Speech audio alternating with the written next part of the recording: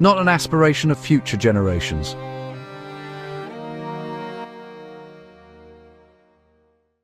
This government is waging a deliberate campaign against local democracy and the nation's long-term welfare, exploiting national resources for short-term gain with blatant disregard for its citizens and international obligations.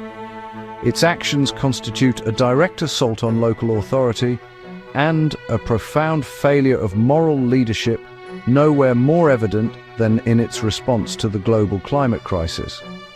On climate, this administration has adopted a stance more radical in its denialism than even the most recalcitrant international actors.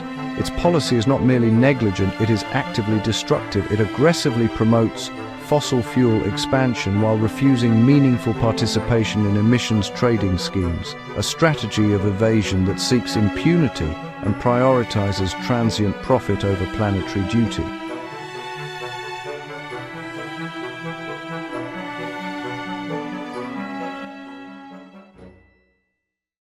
This recklessness exhibits a contemptuous disregard for the nation's low-lying Pacific Island neighbours, who face existential threats from climate-induced disasters.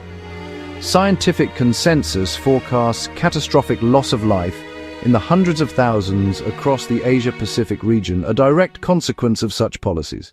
Furthermore, the government has compounded its exploitation by gifting transnational corporate interests access to vital rare earth minerals. These resources are not mere commodities.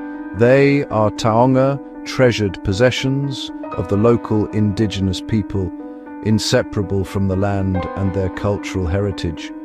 By overriding the principle of Tino Rangatiratanga, self-determination, absolute sovereignty, to facilitate this extraction, the government enforces an authoritarian dictate that sacrifices indigenous rights and national heritage to foreign profit. This is where the moral fibre of society is tested, at the confluence of culture, spirit, and community.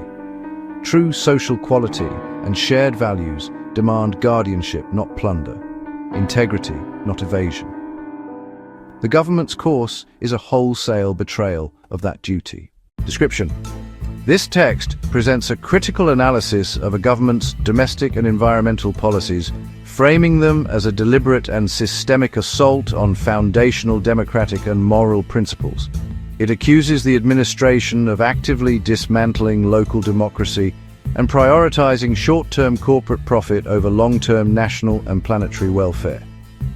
The critique centers on two interconnected fronts: climate policy and indigenous rights. On climate, the government is depicted not as passive, but as aggressively destructive, embracing radical denialism and actively promoting fossil fuels while evading international accountability mechanisms. This recklessness is portrayed as a direct threat to vulnerable Pacific neighbours, with the policy choices linked to forecasts of massive regional catastrophe. The condemnation deepens with the analysis of resource exploitation. The government is accused of gifting transnational corporations access to nationally and culturally vital rare earth minerals, described as indigenous Taonga, treasured possessions.